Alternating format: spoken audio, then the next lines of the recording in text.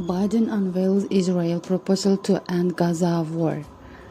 U.S. President Joe Biden has urged Hamas to accept a new Israel proposal to end the conflict in Gaza, saying that it's time for this war to end.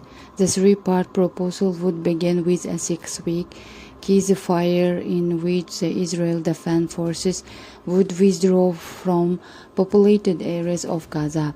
There would also be a surge of humanitarian aid as well as an exchange of some hostages for Palestinian prisoners. The deal would eventually lead to a permanent cessation of hostages and a major reconstruction plan for Gaza. Hamas said it views the proposal positively. Speaking at the White House on Friday, Mr. Biden said that the first phase of the proposed plan would include a full and complete ceasefire, the withdrawal of IDF forces from populated areas, and the exchange of hostages for Palestinian prisoners. This is truly a decisive moment, he said. Hamas says it wants a ceasefire. This deal is an opportunity to prove whether they really mean it. The ceasefire, he added, would allow more humanitarian aid to reach the beleaguered territory with 600 trucks carrying into aid Gaza every single day.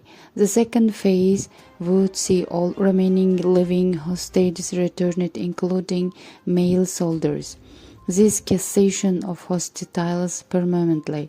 Among those who have urged Hamas to agree to the proposal was UK Foreign Secretary David Cameron, who said on X that the group must accept this deal so we can see a stop in the fighting. We have long urged a stop in the fighting can be turned into a permanent peace if we are all prepared to take the right steps, Lord Cameron added. Let's seize this moment and bring this conflict to an end. UN Secretary General Antonio Guterres also welcomed the development in a post to X, formerly known as Twitter.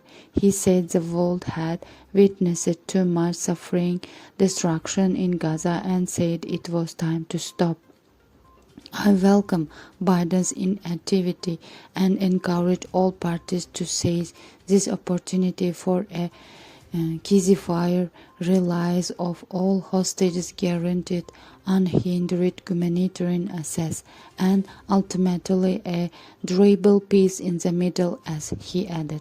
In his speech, Mr. Biden acknowledged that negotiations between phases 1 and 2 would be difficult.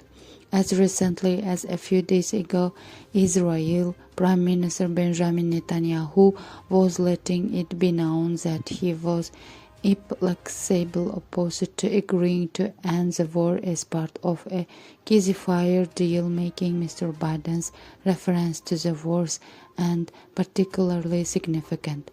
While the plan includes many of the details from previous ultimately failed rounds of talks, the U.S. calls for a permanent ceasefire appear to be a significant concession designed to try and draw Hamas back to negotiations on terms they have already said they would agree to. A permanent ceasefire has been one of the group's key demands.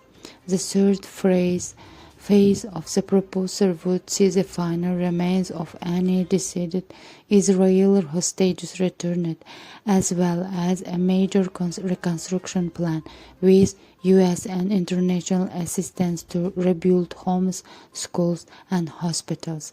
In his remarks, Mr. Biden acknowledged that some Israeli, including officials within Israel's government, would likely be opposed to the proposal. I have urged the leadership in Israel to stand behind this deal, he said, regardless of whatever pressure comes. The U.S. president also directly addressed the Israeli people, telling them that we cannot lose this moment.